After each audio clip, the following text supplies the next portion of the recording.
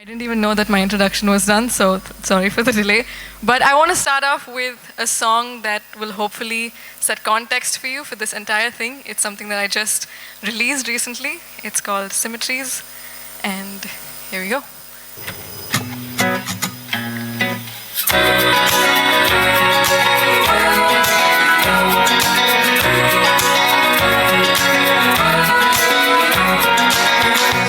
So easy to be confused. Live by the book or don't, you wouldn't be excused. A price you pay to win a game, just to be more than one song, the outside looking in. I grew up in a city of perfect squares, and blacks and whites and ones and zeros. I swear to you, if you didn't know what to do, just pick a path, you know it's laid out for you. But this isn't what I knew, 'cause I don't know what you mean when you say be yourself. Oh, to think I lost my way. Let me be the symmetry. Let me be the symmetry. Is it in style yet to be asymmetrical? Oh, I could use it, I'd be less critical. Tell me how to stop worrying about these things, they don't matter. Oh, how could I let the world see this freaking mess? Oh, to think I've gone astray. The symmetry is wearing me down, don't you see? The symmetry is not where I can be. Oh, let me be, I'm not life of the party. The symmetry is wearing me down, don't you see? Let me be the symmetry. Let me be the symmetry. Call me weird, call me pretty. Say I've changed, say it's unlike me. Call me weird, call me pretty. Say it's strange, say it's crazy, but the symmetry is wearing me down, don't you see? The symmetry is not where I can be. Oh, let me be, I'm not life of the party. Surrender more, symmetries are surrounded. The symmetry is wearing down on me. We're a strange little breed, don't you see? The symmetry is wearing me down, don't you see? So say I look my best in my asymmetry. Let me be the symmetry. Let me be. That was a song called Symmetries, and I hope you can figure out what this talk is going to be about. But first and foremost, I just want to state that I have known this campus, I've known these buildings for the entire duration of my existence. So it kind of makes sense, for those of you who don't know, that I was always introduced or known as Dr. Clement's daughter, or Dr. Hilda's daughter, or as of late, Dr. Frana's sister. As you can tell, I've come from a dynasty of medicos. So Father Mullah's has always felt like home, in a way. And I've watched my own parents deliver numerous speeches on this stage. So to have this Freaky Friday role reversal when I'm on the stage and they're in the audience giving a talk is quite special. So thank you, Father Mullah's. This feels incredible. Today, I have the chance to introduce myself to you the way I wanted it to be. So hi, everyone. My name is Frizzell Dsouza. I'm a singer and a songwriter, and I have a degree in architecture, which is what I want to talk to you about today. I'm just turning 25. I honestly don't have the life-changing, inspiring story to give you at a TED Talk, which is what you would ideally hear, which is what you've been hearing all day. But I'm just someone who's not quite been on a very linear path in life. And I'm just here to share my story with you and tell you that it's cool to have a crooked path, and that crooked path is kind of what gets you where you need to be. Anyone recognize who that is? That's Dr. Clement, that's Dr. Clement's daughters, and that's me in the pink shorts. Growing up, it bothered me a little bit that everyone knew me as Dr. Hilda Chidu or like Dr. Clement's daughter. Like, why couldn't anyone remember my name? Like, why couldn't anyone remember who I was? But yeah, for the longest time since I was a kid, I felt like very unassumingly, I was kind of on the hunt for an identity.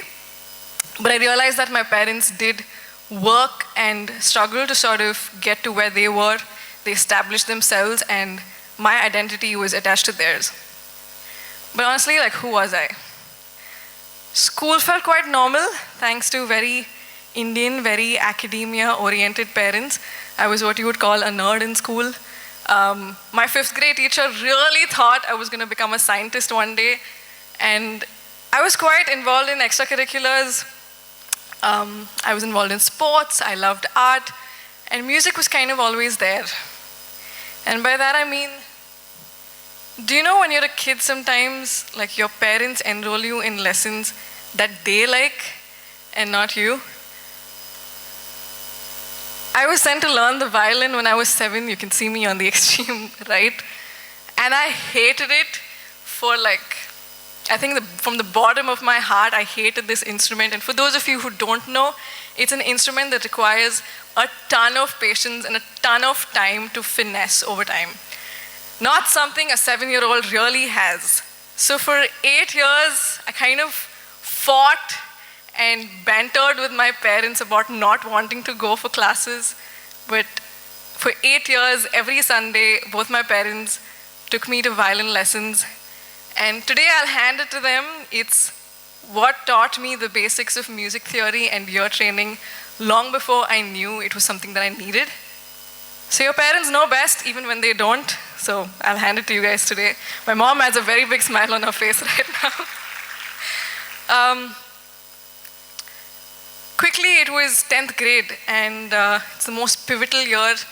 That's when adults love asking you, so what's your plan? What are you going to do next? Having spent the majority of my life watching my medical parents grade medical papers, and you guys know this, where barely half the class is passing. I'm gonna get shit at home for this. But medicine didn't really seem appealing to me, but I genuinely had a love for science and art. So I figured I'm going to study architecture.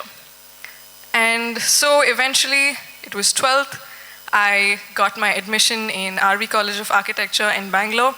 I packed my things with my trusted guitar, and I moved. Architecture, for those of you who don't know, is quite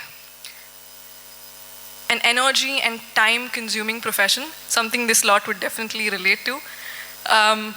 So for the first time, I was staying up till 3 a.m. and 4 a.m. working on submissions, relentlessly working on projects.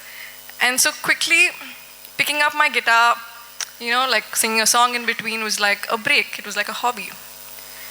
And moving to Bangalore was something of a mini culture shock, because if you've grown up in Mangalore, if you were in convent schools, practically everyone around you knows how to play an instrument. How many of you here can sing, play some instrument? How many of you are from Mangalore? Give me a cheer.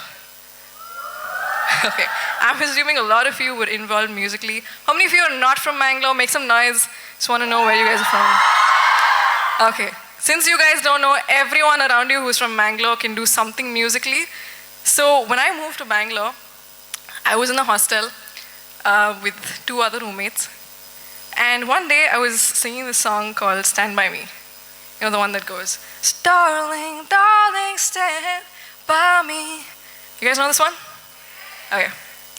I was singing this song, and I could watch my roommate, who by the way does not listen to any English music, hum along to this song, and I was so excited. I was like, oh my God, you know this song? Like, I'm so proud.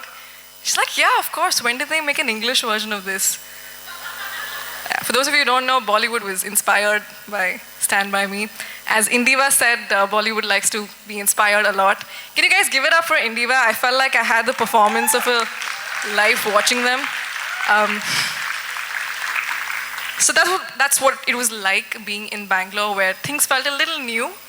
So quickly picking up my guitar, singing a song, recording a cover was like a favorite thing to do. And so I started a YouTube channel in 2018. Music was still a hobby. Like they mentioned, it was quite the hobby for a really long time, especially for women. And I didn't think too much of it because I was still studying architecture. But quickly it was, oh yeah, this is my first ever gig. Anyone can identify this place? Sorry?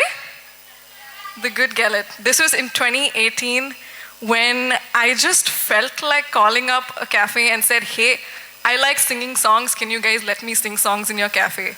I had nothing to lose. They had no mic. They had no sound system. I just went and played for like 4 hours. And that's kind of where my music career started, at the Good Gallet. That was fun. Quickly, it was October 2019. Do you guys know what Inktober is? Yeah? That's basically where you get a prompt for every day of the month, and you're supposed to sketch to that prompt. But I wanted to do something new, and so I decided to sing a song every day on my Instagram. And so I kept at it, and I don't know if you can see that red circle over there. That was the day when I woke up to my follower count being doubled. You guys know who Pratik Kuhad is? Yeah. He had seen a cover that I made of his song called Cold Mess, shared it on his story, and that felt like a big deal. A lot of people were now looking at the songs that I was singing. A lot of established musicians in the indie industry were recognizing me. But yet I was still studying architecture, didn't think too much of it, and frankly, I didn't know a life outside of having a steady income, reputed job, the conventional life, and what was I going to do in music, right? So we were quickly in the pandemic. How many of you guys here were COVID students? Don't lie. A lot of you, okay. Now I know who not to go to if I have like an ailment. I'm kidding. It's basically the same thing as I know which of my classmates not to go to if I have to build a house. But anyway, not taking the gravity away from what the pandemic did, I had way too much time on my hands, more time than I knew what to do with, being in the creative field. So I found an old iPhone that my dad was probably going to throw away, and I started shooting within my house. And when you shoot a video once every week for the duration of 2 lockdowns, it kind of looked like that. This was once every 2 weeks. Across the pandemic, I would shoot a video. It was quite fun. This was when a friend of mine came up to me and said, hey, how long are you going to keep singing other people's songs for? Don't you want to step it up? And this is one thing architecture teaches you.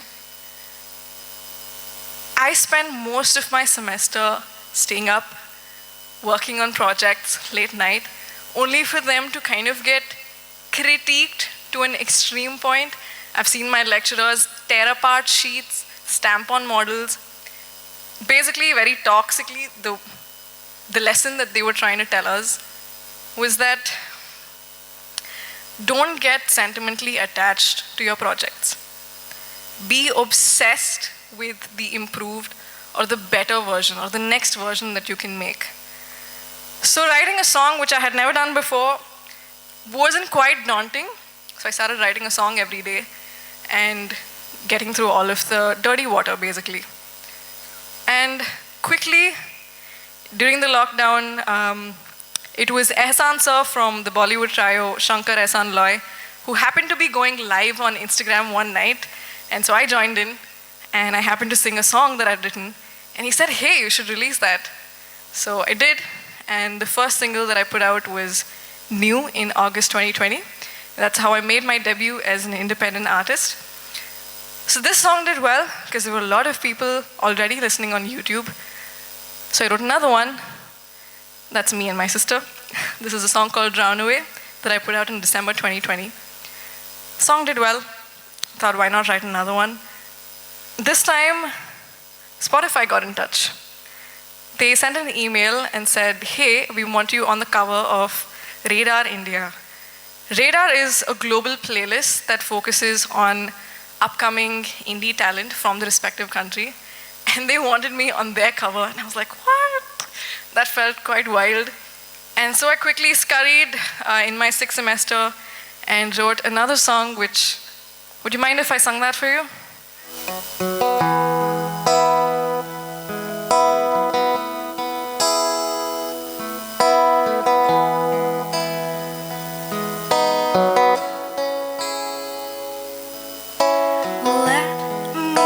Slip my hand into your cold brown palm, a little tan. Your fingertips need mine there. The way your skin just can't compare. So I'll pick my head up just like I used to, and let the music guide your way. Let's dance till we fall in love. Let's dance till this falls apart. Take a chance, it won't be so hard. Understand, I like it where we are, where we are, where we are.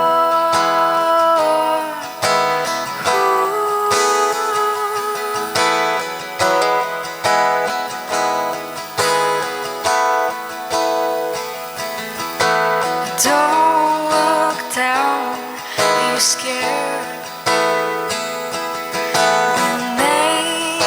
Mistakes time again.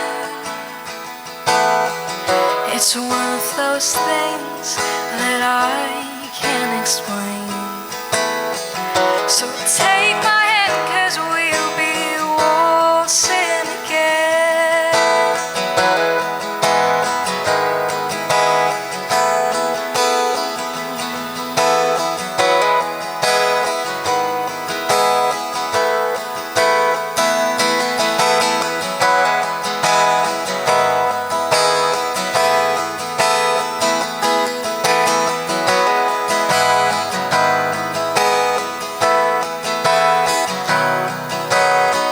So I'll pick my head up just like I used to.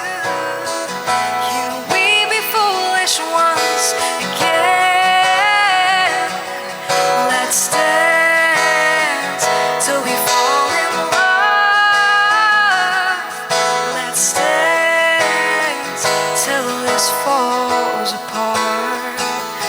Take a chance, it won't be so hard. Understand, I like it where we are, where we are, where we are.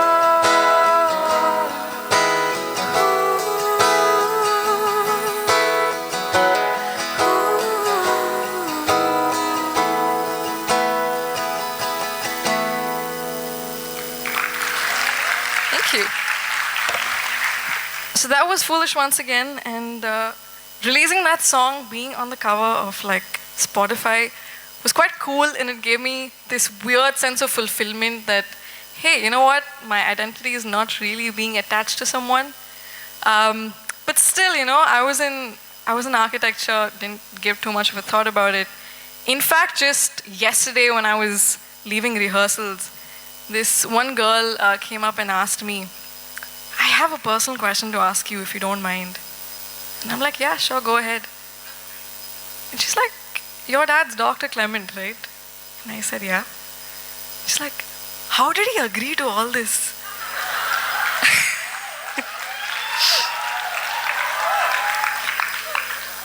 And I told her, hey, you know what? I didn't really have to convince them too much. Music was like this little dot in my life that quickly became a big dot. They watched it happen and they were happy to let me do it. And as I told my dad this story, he very quickly said, so am I like the cool dad now? It's like, that's for you guys to figure. So I was quickly going to graduate, and around the time I was graduating, I released my first EP. It was a 5-track EP called The Hills Know a Few. And it was around this time that I realized the EP was doing really well. The thought of sitting at a desk job, fulfilling someone else's dream when I really had the opportunity to go after my own thing, felt quite unsettling. And so I decided to take a break. Can you imagine the horror of my Indian parents when I finished college, just come out and I'm like, Mummy, Dada, I'm going to take a break now. I'm not sure what their reaction was, but they were quite kind and they really let me go after this. So that 2-month break where I didn't apply for a job quickly became half a year, quickly became 1 year. And in that 1 year, not only did the EP get nominated for the best EP of the year, I also happened to receive an award for the best Singer-Songwriter of the year by the Indian Music Diaries. And I was still making covers. Some of them got recognized by Sid Sriram and Jacob Collier. It was quite interesting, it was quite fun.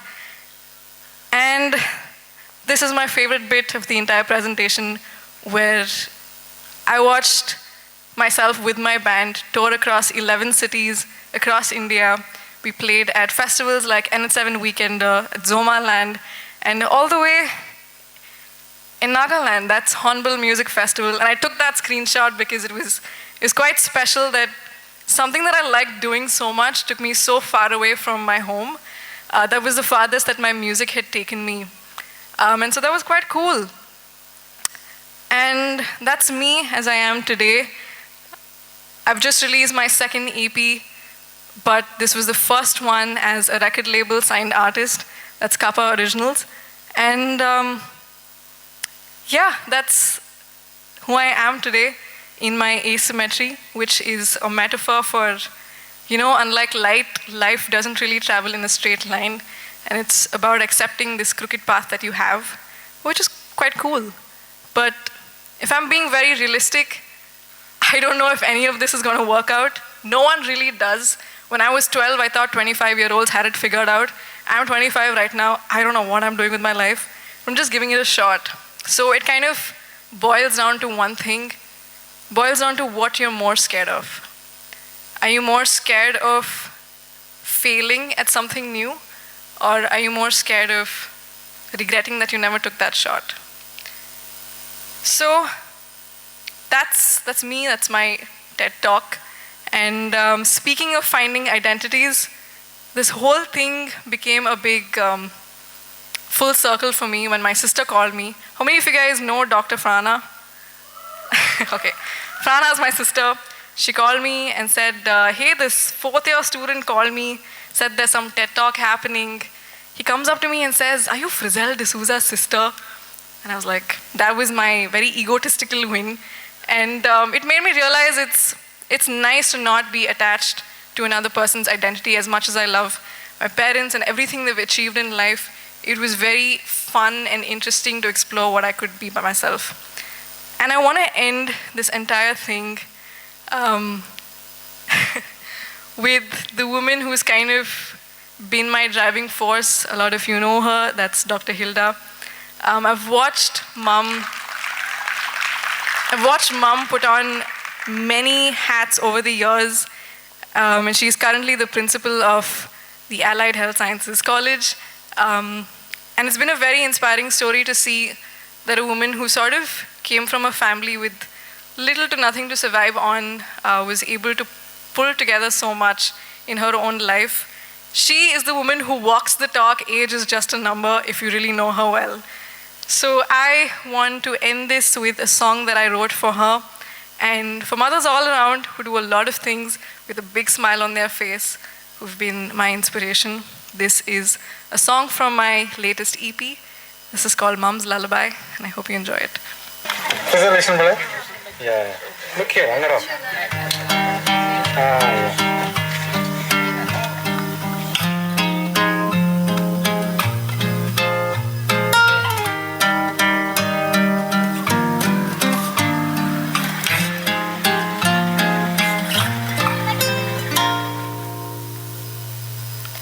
Golden rays, oh, they kiss your face as we speak right now.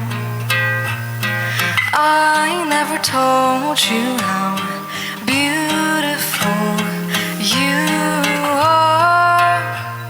The world has stopped moving, and time does no waiting.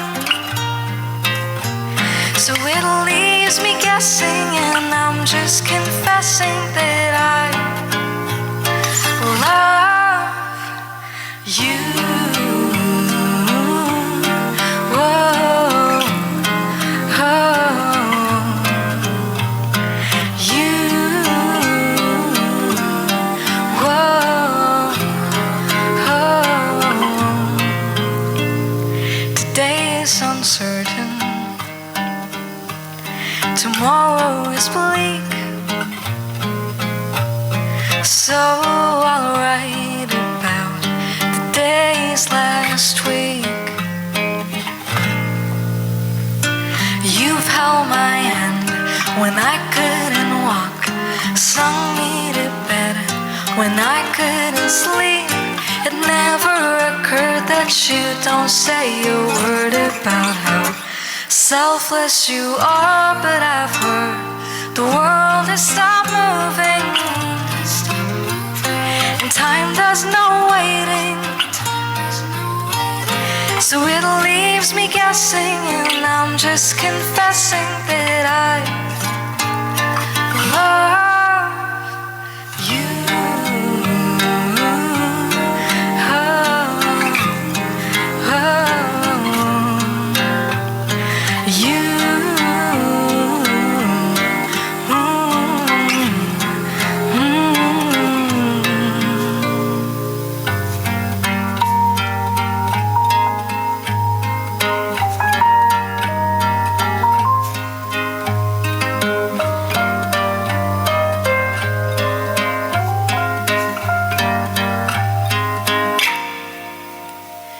the world has stopped moving, and time does no waiting, but it leaves me guessing, and I'm just confessing that I love